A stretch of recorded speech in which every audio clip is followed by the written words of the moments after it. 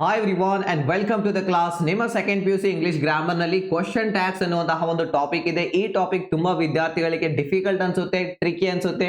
2 marks ಅನ್ನ ಅವರು ಕಳ್ಕೊಳ್ತಾರೆ ಈ ಒಂದು ಟಾಪಿಕ್ ನಲ್ಲಿ. ಇವತ್ತು ನಾನು ನಿಮಗೆ ಪ್ರಾಮಿಸ್ ಮಾಡ್ತಾ ಇದ್ದೀನಿ, ಈ ಒಂದು ವಿಡಿಯೋ ನೋಡಿದ ನಂತರ ಯಾವುದೇ ರೀತಿ ಕ್ವಶನ್ ಕೇಳಿದ್ರು ಕೂಡ ಈ ಗ್ರಾಮರ್ ಟಾಪಿಕ್ ನಲ್ಲಿ ನೀವು ಫುಲ್ 2 ಅಂಕವನ್ನ ಪಡ್ಕೋತೀರಾ. ಆ ರೀತಿ ನಿಮಗೆ ಕಲಿಸ್ತಾ ಹೋಗ್ತೀನಿ. ಏನೆಲ್ಲ ಕಲಿತೀರಾ ಇವತ್ತಿನ ವಿಡಿಯೋದಲ್ಲಿ ಅಂದ್ರೆ ಎಲ್ಲಾ ಮಾಡೆಲ್ ಕ್ವಶನ್ ಪೇಪರ್ ನಲ್ಲಿ ಕೇಳಿರುವಂತಹ ಕ್ವಶನ್ ಟ್ಯಾಗ್ ನ ಪ್ರಶ್ನೆಗಳನ್ನ ನಾನು ಸಾಲ್ವ್ ಮಾಡಿ ಯಾವ ರೀತಿ ಮಾಡಬೇಕು ಅದನ್ನ ನಿಮಗೆ ಕಲಿಸ್ತೇನೆ ಈಸಿ ಟೆಕ್ನಿಕ್ಸ್ ನ ಜೊತೆಯಲ್ಲಿ.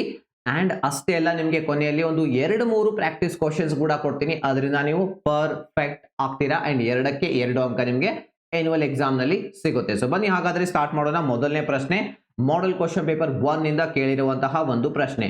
Raghu has gone to attend the workshop ಅಂತ ಇದೆ, ಆಡ್ ಅ ಕ್ವಶನ್ ಟ್ಯಾಗ್ ಅಂತ ಕೇಳ್ತಾರೆ. ಸೊ ಇಲ್ಲಿ ಸಿಂಪಲ್ ಆಗಿ 4 ಸ್ಟೆಪ್ಸ್ ಗಳನ್ನ ಫಾಲೋ ಮಾಡಬೇಕು. ಮೊದಲನೇ ಸ್ಟೆಪ್ ಏನ್ ಮಾಡ್ಬೇಕಂದ್ರೆ ಪ್ರೊನೌನ್ ಅನ್ನ ನಾವಿಲ್ಲಿ ತಗೋಬೇಕು.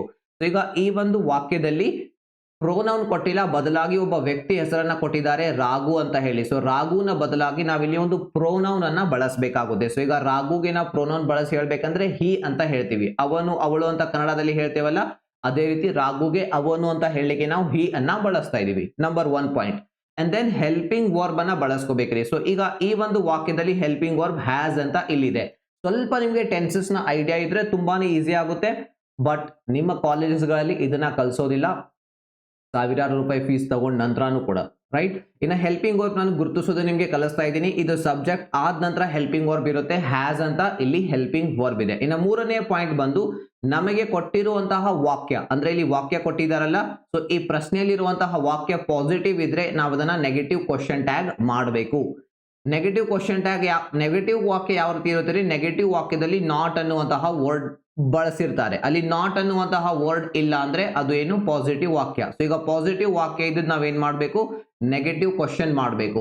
ಒಂದ್ ವೇಳೆ ಅವರು ಕೊಟ್ಟಿರುವಂತಹ ವಾಕ್ಯ ನೆಗೆಟಿವ್ ಸೆಂಟೆನ್ಸ್ ಆಗಿದ್ರೆ ಅದನ್ನ ಪಾಸಿಟಿವ್ ಕ್ವಶನ್ ಟ್ಯಾಗ್ ನಲ್ಲಿ ಚೇಂಜ್ ಮಾಡಬೇಕು. ಸೊ ಬನ್ನಿ ಹಾಗಾದ್ರೆ ನೋಡೋಣ, ಇಲ್ಲಿ ಎಲ್ಲಾದ್ರೂ ನಿಮ್ಗೆ ನಾಟ್ ಅನ್ನುವಂತಹ ವರ್ಡ್ ನೋಡ್ಲಿಕ್ಕೆ ಸಿಗ್ತಾ ಇದೆಯಾ? ಇದರಲ್ಲಿ ಇಲ್ಲ. ಸೊ ಅದರ ಅರ್ಥ ಏನು? ಇದು ಒಂದು ಪಾಸಿಟಿವ್ ಸೆಂಟೆನ್ಸ್. ಸೊ ನಾವೀಗ ಇದನ್ನ ನೆಗೆಟಿವ್ ಕ್ವಶನ್ ಟ್ಯಾಗ್ ಮಾಡಬೇಕು. ಸೊ ಬನ್ನಿ ಹಾಗಾದ್ರೆ ಈಗ ಮಾಡ್ತಾ ಹೋಗೋಣ.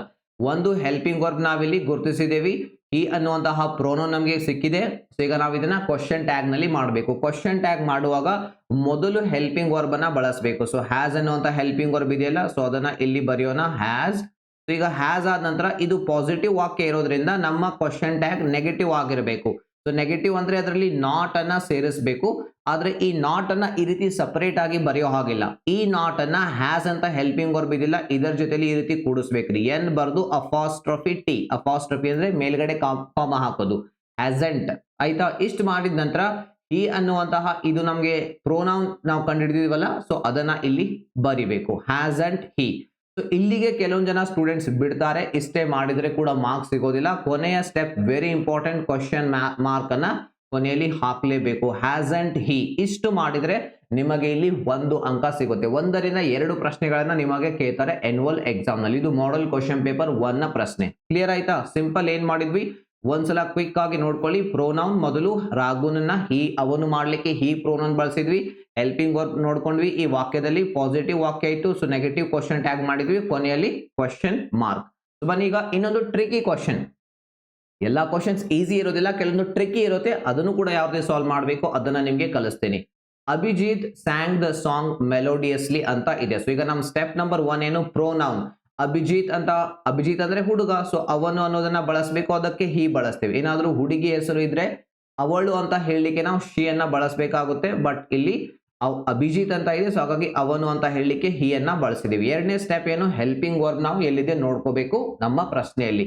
ಇಲ್ಲಿ ನಿಮ್ಗೆ ಎಲ್ಲಾದ್ರೂ ಹೆಲ್ಪಿಂಗ್ ವರ್ಬ್ ಕಾಣಿಸ್ತಾ ಇದೆಯಾ? ಇಲ್ಲಿ ಯಾವುದೇ ಹೆಲ್ಪಿಂಗ್ ವರ್ಬ್ ಇಲ್ಲ. ಇಲ್ಲೇ ಇದು ಸ್ವಲ್ಪ ಡಿಫಿಕಲ್ಟ್ ಆಗೋದು. ಇದು ನಿಮ್ಗೆ ಯಾಕೆ ಡಿಫಿಕಲ್ಟ್ ಆಗುತ್ತೆ ಅಂದ್ರೆ ನಿಮ್ ಕಾಲೇಜಸ್ ಅಲ್ಲಿ ನಿಮ್ಗೆ ಟೆನ್ಸಸ್ ಕಲ್ಸೋದಿಲ್ಲ, ವಾಕ್ಯ ಮಾಡೋದು ಕಲ್ಸೋದಿಲ್ಲ. ಸೊ ಹಾಗಾಗಿ ಸ್ವಲ್ಪ ಡಿಫಿಕಲ್ಟ್ ಆಗುತ್ತೆ. ಬಟ್ ಈಸಿ ಮಾಡ್ಲಿಕ್ಕೆ ನಾನು ಇಲ್ಲಿ ಪ್ರಯತ್ನ ಮಾಡ್ತಾ ಇದ್ದೀನಿ. ಈ ಒಂದು ವಾಕ್ಯ ನಮ್ದು ಪಾಸ್ಟ್ ಸಿಂಪಲ್ ಟೆನ್ಸ್ ಅಲ್ಲಿ ಇದೆ ರೀ. ಪಾಸ್ಟ್ ಸಿಂಪಲ್ ಟೆನ್ಸ್ ಅಲ್ಲಿ ನಾವು ಡಿಡ್ ಅನ್ನುವಂತ ಹೆಲ್ಪಿಂಗ್ ವರ್ಬ್ ಬಳಸ್ತೀವಿ.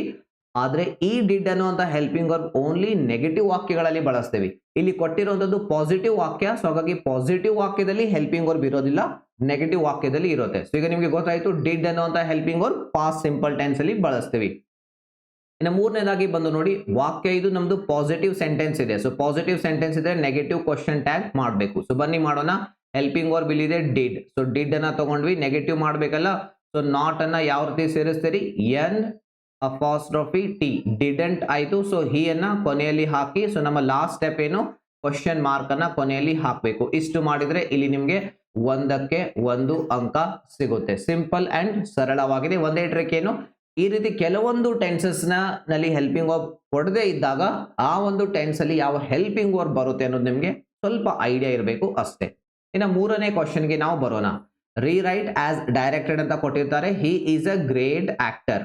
ಸೊ ಪ್ರೋನೌನ್ ಆಲ್ರೆಡಿ ಕೊಟ್ಬಿಟ್ಟಿದ್ದಾರೆ, ಹೆಸರಿಲ್ಲ ಏನಿಲ್ಲ, ಡೈರೆಕ್ಟ್ ಅವರೇ ಪ್ರೋನೌನ್ ಕೊಟ್ಟಿದ್ದಾರೆ. ಸೊ ಹಿ ಅನ್ನೋದನ್ನ ನಾವಿಲ್ಲಿ ಬಳಸಬೇಕು. ಹೆಲ್ಪಿಂಗ್ ವರ್ಬ್ ಯಾವ್ದು ಅಂದ್ರೆ ಈಸ್ ಅನ್ನೋದು ಹೆಲ್ಪಿಂಗ್ ವರ್ಬ್. ಸೊ ಈ ವಾಕ್ಯ ಪಾಸಿಟಿವ್ ಇದೆ, ಎಲ್ಲಿ ನೆಗೆಟಿವ್ ವರ್ಡ್ ಇಲ್ಲ, ಇಲ್ಲಿ ಓನ್ಲಿ ಪಾಸಿಟಿವ್ ವಾಕ್ಯ ಇದೆ. ಸೊ ಅಂದ್ರೆ ನೆಗೆಟಿವ್ ಕ್ವಶನ್ ಟ್ಯಾಗ್ ಮಾಡಬೇಕು. ಸೊ ಮೊದಲು ಹೆಲ್ಪಿಂಗ್ ವರ್ಬ್ ಬರೆಯೋಣ, ಈಸ್. ಸೊ ನೆಗೆಟಿವ್ ಮಾಡ್ಬೇಕಲ್ಲ, ಎನ್ ಅಪಾಸ್ಟ್ರಫಿ ಟಿ, ಇಸಂಟ್.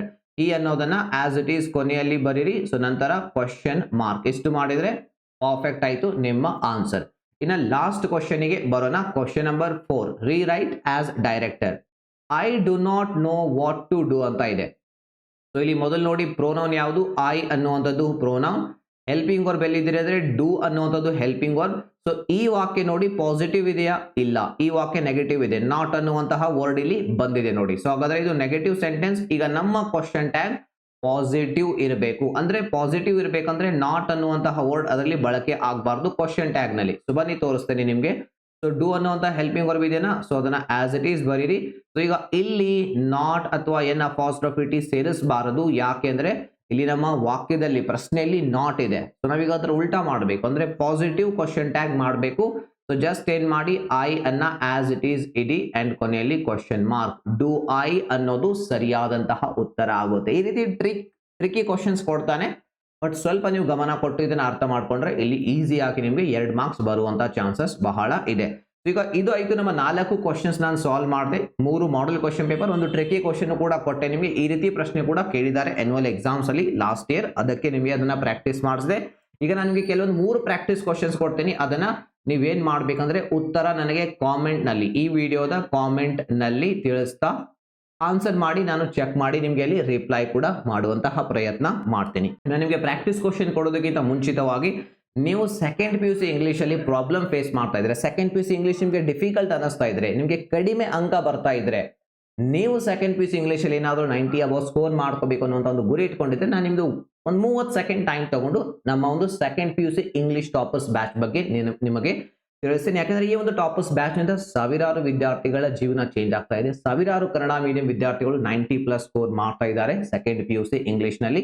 ಇಲ್ಲಿ ನೀವು ನೋಡಬಹುದು, ನಮ್ಮ ಅನಿತಾ ಅನ್ನುವಂತಹ student second P U C English toppers batch ನಿಂದ ಕೇವಲ 20 ತಾಸುಗಳಲ್ಲಿ ಕಲಿತು ಮಿಡ್ ಟರ್ಮ್ ನಲ್ಲಿ 72 ಮಾರ್ಕ್ಸ್ ಸ್ಕೋರ್ ಮಾಡಿದ್ದಾರೆ.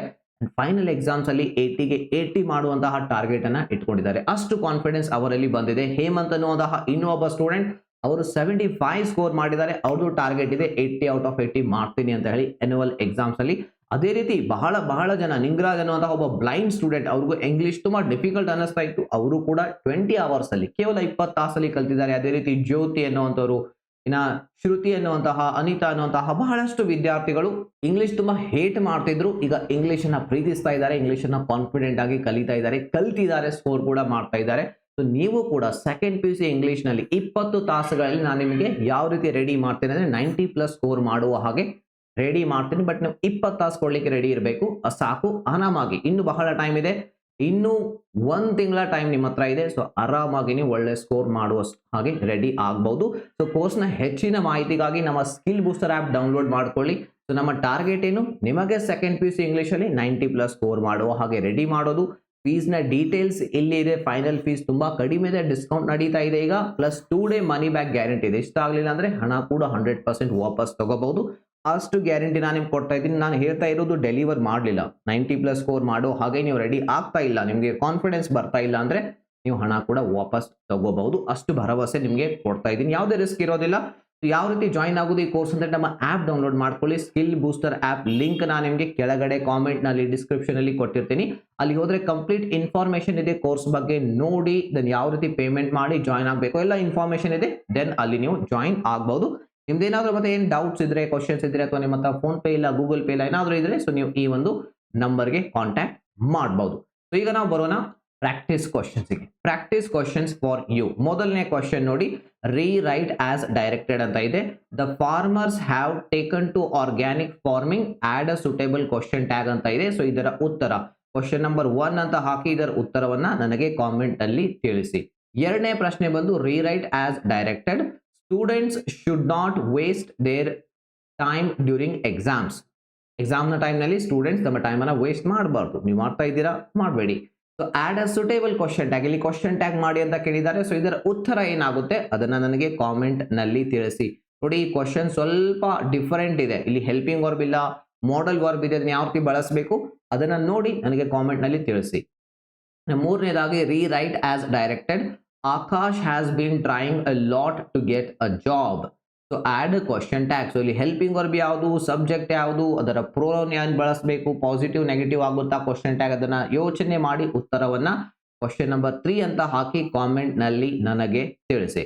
ಸೊ ಇವು 3 ನಿಮಗೆ ಪ್ರಾಕ್ಟೀಸ್ ಪ್ರಶ್ನೆಗಳು. ಈ ಒಂದು ಟಾಪಿಕ್ ನಿಮಗೆ ತುಂಬಾ ಸಂಪೂರ್ಣವಾಗಿ ಸರಳವಾಗಿ ಅರ್ಥ ಆಗಿದೆ ಅಂತ ಅನ್ಕೋತೀನಿ. ಸೊ ಕೊನೆಯವರೆಗೆ ಈ ಒಂದು ಕ್ಲಾಸ್ ನೋಡಿದಕ್ಕಾಗಿ ತುಂಬಾ ಧನ್ಯವಾದಗಳು. Aim for 100 in English difficult ಇದೆ ಅಂತ ಅನ್ಕೋಬೇಡಿ. ನೀವು ಕೂಡ ಒಳ್ಳೆ ಸ್ಕೋರ್ ಇಂಗ್ಲಿಷ್ ಅಲ್ಲಿ ಮಾಡಬಹುದು, ಒಳ್ಳೆ ಪರ್ಸೆಂಟೇಜ್ ಮಾಡಬಹುದು. ತುಂಬಾ ಅವಕಾಶಗಳು ನಿಮಗೆ ಫ್ಯೂಚರ್ ನಲ್ಲಿ ಸಿಗುತ್ತೆ. ನಿಮಗೆ ಇಂಗ್ಲಿಷ್ ಡಿಫಿಕಲ್ಟ್ ಅನಿಸ್ತಾ ಇದ್ರೆ ಬನ್ನಿ, ನಾನು ನಿಮಗೆ ರೆಡಿ ಮಾಡ್ತೀನಿ. ಕೇವಲ 20 ತಾಸು ಒಳಗಡೆ ಡೈಲಿ ಒಂದೊಂದು ತಾಸು ಕೊಟ್ರೆ 20 ದಿನದಲ್ಲಿ ರೆಡಿ ಆಗ್ತೀರಾ. ಸೊ ಆ ಒಂದು ಕಾನ್ಫಿಡೆನ್ಸ್, ಭರವಸೆ ನಾನು ನಿಮಗೆ ಕೊಡ್ತಾ ಇದ್ದೀನಿ. ಮತ್ತೊಂದು ಬಾರಿ ತುಂಬಾ ಧನ್ಯವಾದಗಳು ಈ ಕ್ಲಾಸ್ ನೋಡಿದಕ್ಕಾಗಿ. ಮತ್ತೆ ಸಿಗೋಣ ನೆಕ್ಸ್ಟ್ ಕ್ಲಾಸ್ ಅಲ್ಲಿ.